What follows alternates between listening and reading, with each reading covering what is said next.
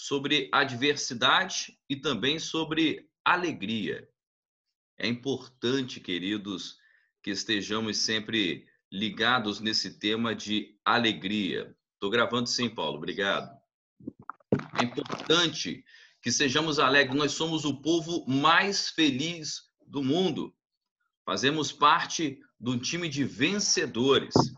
O nosso Deus nos garante isso e pode acreditar, mediante todas as lutas, mediante tanta dificuldade, mediante tanta resistência, muitas das vezes, por conta daquilo que nós pregamos, ainda somos o povo mais feliz do mundo e somos mais do que vencedores. Amém?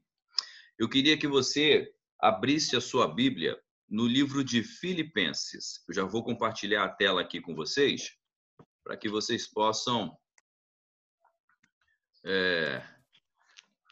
ficar conosco aqui. Deixa eu só botar aqui no primeiro slide.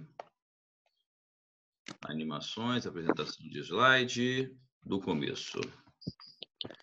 Tá aí, irmãos. A alegria no Senhor. Capítulo 1, de 27 até 30. Por favor, você que está aí com a sua Bíblia aberta, abra, por favor. Vamos falar sobre isso. Paulo está ainda preso. Paulo ainda está nas cadeias em Roma, mas ele tem motivos suficientes para poder estar alegre. Mesmo diante de tantas dificuldades, mesmo diante de tantas lutas, mesmo com as mãos algemadas, mesmo com as cadeias também ao seu redor, Paulo tem motivo para ficar alegre e ele encontra exatamente os propósitos do Senhor, exatamente por conta de sua prisão. Se não fosse a prisão de Paulo em Roma, os guardas pretorianos que tomavam conta dele não alcançariam também a palavra do Senhor. Se não fosse sua prisão em Roma, quem sabe alguns irmãos em Filipos, que nós vamos falar sobre isso, não pregariam a palavra do Senhor. Então, por favor, fiquem atentos a tudo isso. E eu peço mais uma vez que vocês possam tirar o microfone, né? Que vocês possam deixar mudo a sua telinha para que eu estou ouvindo o som de alguém conversando aí do lado de fora. E diz assim a palavra do Senhor, do capítulo 1, de 27 até 30. Diz assim: não importa o que aconteçam, exerçam a sua cidadania de maneira digna do Evangelho de Cristo, para que assim, quer eu vá os veja, quer apenas ouça a seu respeito em minha ausência, fique eu sabendo que vocês permanecem firmes num só espírito, lutando unânimes pela fé evangélica, sem de forma alguma deixar-se intimidar-se por aqueles que se opõem a vocês. Para eles, isso tudo é sinal de destruição, mas para vocês é de salvação. E isso da parte de Deus, pois a vocês foi dado o privilégio de não apenas crer em Cristo, mas também de sofrer por ele, já que estão passando pelos mesmos combates que me viram enfrentar e agora ouvem e ainda enfrento. Paulo dá uma palavra de alegria aos irmãos em Filipe. E aquele momento histórico, ele é muito interessante, porque além da cadeia, né, Paulo escreveu essa carta ainda na prisão em Roma de 62 a 65 depois de Cristo. No ano de 64 foi exatamente a época em que Nero, o rei Nero, que nós já ouvimos tantas histórias, né, nas escolas, Nero, o imperador Nero, colocou fogo em Roma. Todo mundo conhece essa história, ou já ouviu falar nessa história.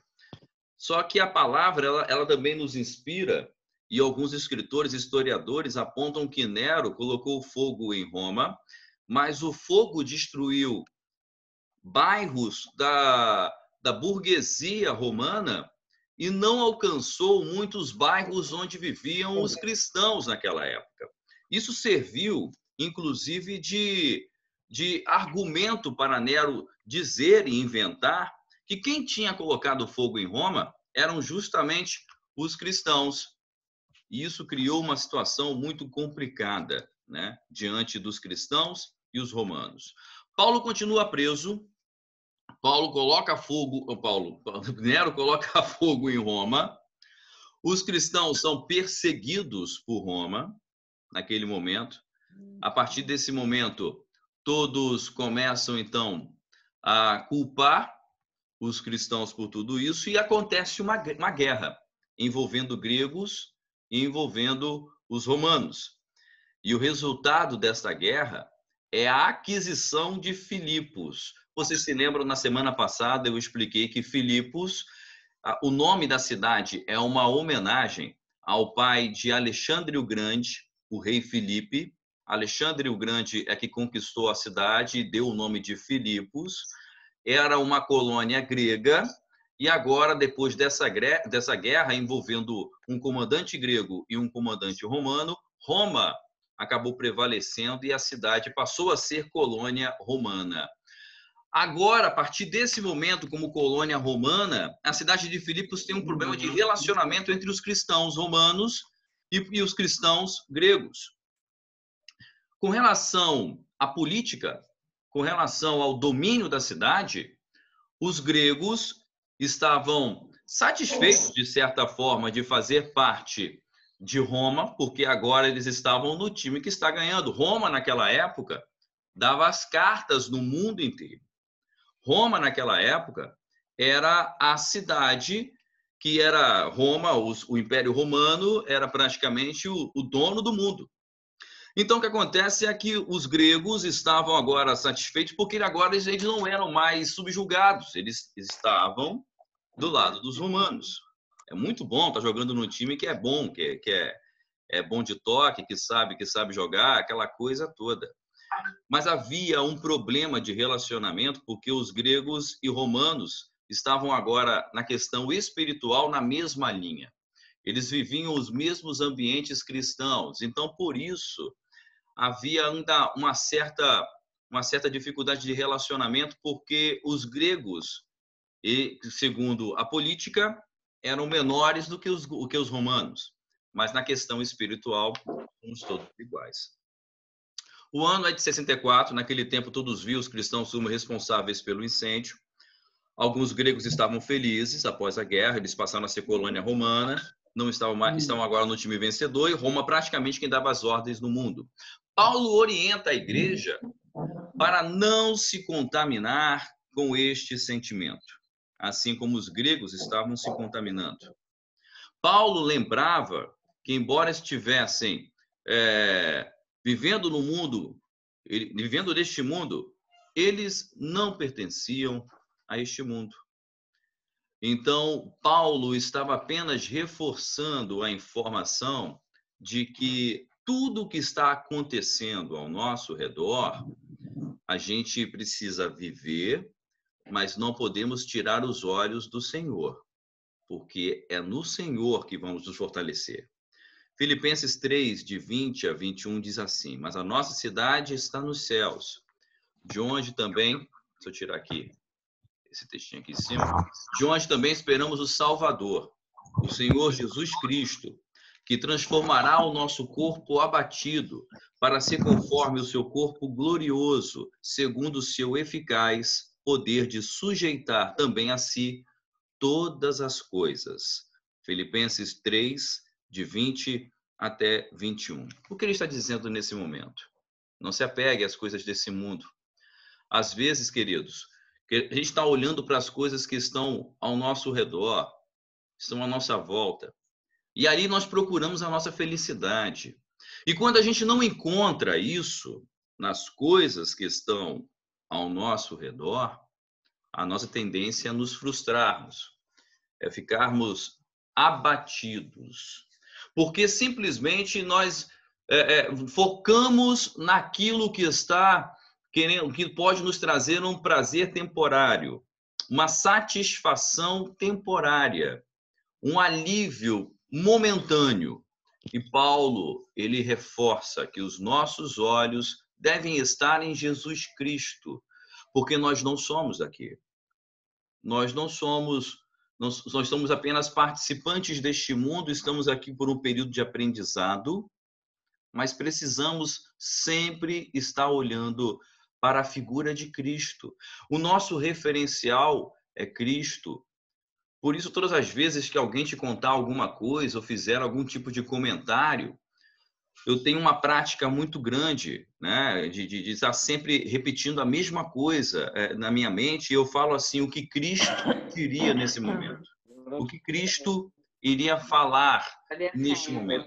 Como Cristo iria se comportar nesse momento. Eu peço mais uma vez que vocês tirem aí o seu microfone. Estou ouvindo alguém falar, mas eu não sei quem é, porque eu tirei as câmeras aqui da minha frente.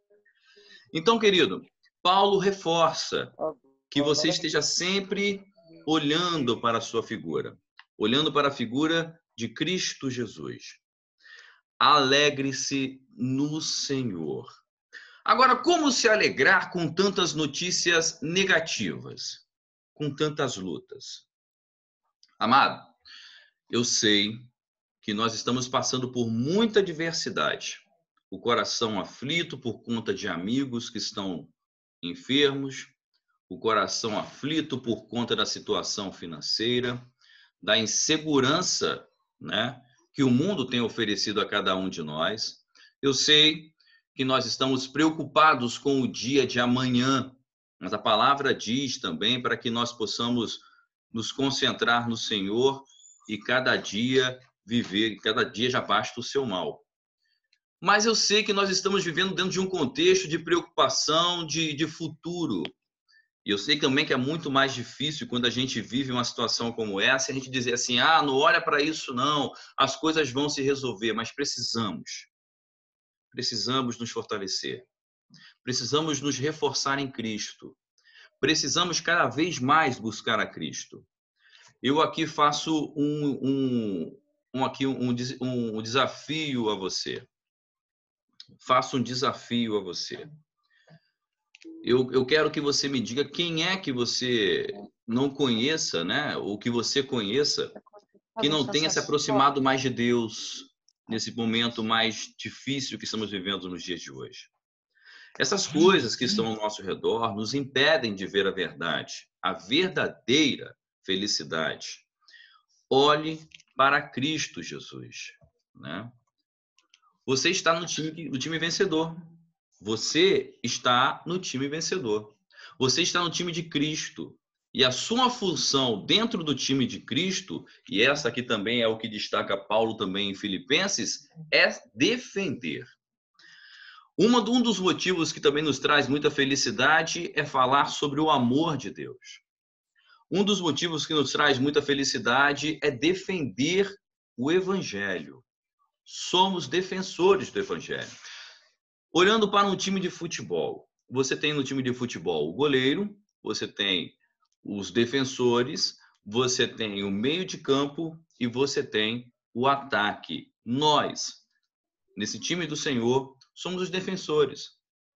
O mundo vai nos mostrar muitos motivos para poder acompanhar o mundo. O mundo vai nos oferecer muitas coisas, muitas falsas felicidades para poder nos tirar de onde nós estamos. Olha, da matéria que nós estudamos, para poder trazer isso aqui para vocês, falando sobre a alegria do Senhor, o escritor, a pessoa que escreveu a matéria, ele fala que ele visitou um cemitério nos Estados Unidos. E nesse cemitério, a curiosidade, por que ele foi no cemitério? Porque o cemitério era muito curioso. As pessoas eram sepultadas das mais diversas, estranhas maneiras. Uma mulher era muito apaixonada por um carro, uma Ferrari que ela tinha. Ela foi sepultada dentro de uma Ferrari. Dentro do cemitério há um salão de maquiagem. A pessoa chegava lá com o seu ente querido para ser sepultado e o parente falava assim, olha, eu quero sepultar o meu esposo, quero sepultar a minha esposa, quero sepultar o meu tio, seja lá quem for, com a carinha de anjo. Então os maquiadores faziam tipo maquiagem de anjo. Eu quero sepultá-lo com um sorriso nos lábios. E produziam um sorriso nos lábios da pessoa que estava sendo sepultada naquele momento. Uma coisa de falsa felicidade, uma invenção, uma maquiagem daquilo que é verdadeiro, daquilo em que um dia todos nós iremos passar. Para que fazer uma coisa dessa? Para onde essa mulher que foi sepultada com uma Ferrari foi? Só Deus é que vai responder. Nós não podemos responder isso. Até podemos, assim, imaginar alguma coisa, mas o Senhor é que sabe todas as coisas. Então, o que nós fazemos, na verdade, é defender o Evangelho. Isso precisa ser feito com alegria, com muita alegria. E aí, Paulo, naquele momento, quando fala sobre isso com os irmãos, para defender o Evangelho, Paulo destaca ainda que ele está preso. E agora, por conta da sua prisão, muitas pessoas estão motivadas a preparar uma palavra, a pregar uma palavra para outras pessoas. Então, isso é motivo de alegria para Paulo. Mesmo diante da cadeia, mesmo diante de um cenário tão complicado, de dor, falta de liberdade, ele se alegra, porque a palavra do Senhor está sendo defendida. E ele nos ensina que isso precisa motivar o nosso coração.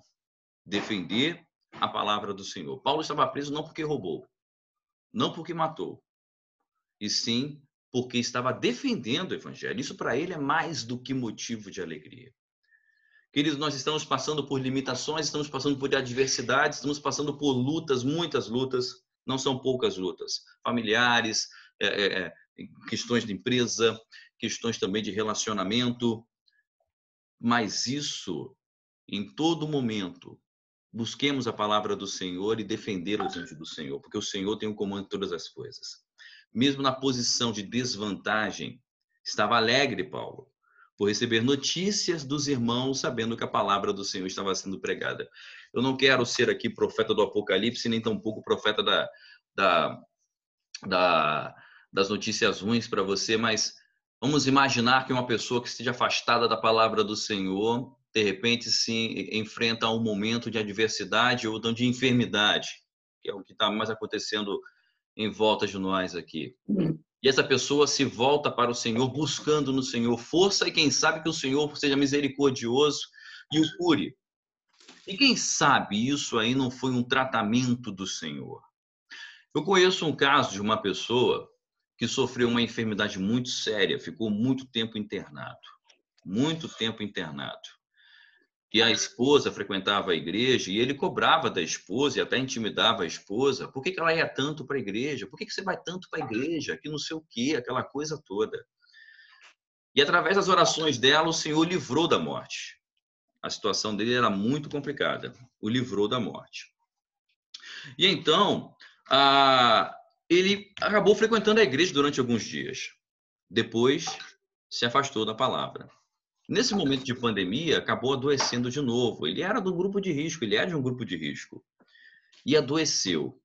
Num determinado momento dessa doença, ele simplesmente voltou-se à palavra do Senhor para estudar a palavra. E a gente ficou muito feliz por isso, né? Muito feliz. E a nossa esperança é que ele permaneça diante do Senhor. E alguns amigos até brincou conosco falando, olha, Deus te deu a segunda chance. É igual aquele comercial da Gillette. A primeira faz tchan. A segunda faz tchum. Aí na terceira, tchan, tchan, tchan, tchan. Então essa pessoa agora ela está voltada, né, a ler a palavra do Senhor. E ele foi criado dentro do Evangelho e a gente ora para que se criem raízes profundas e que possam permanecer ainda junto ao Pai, né? Para que não se esqueça daquilo que o Senhor fez de bom. E isso também serve para nós. Não nos esqueçamos daquilo tudo que o Senhor fez por nós. O Senhor se entregou por nós. O Senhor pagou pelos nossos pecados. Quem deveria ter sofrido naquela cruz era eu e você. O Senhor foi lá e se entregou por mim e por você. Mesmo que aqui nós estejamos agora, passando por esse momento tão difícil que estamos passando, não nos esqueçamos daquilo que foi feito por Cristo Jesus.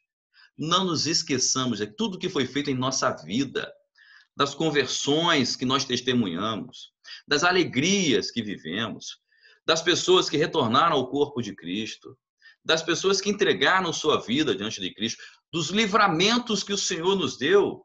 Isso tudo, querido, é motivo de alegria. Isso tudo é motivo para festejar. Olha, estou aqui sendo informado que nós temos ainda, será finalizada a nossa reunião em 10 minutos.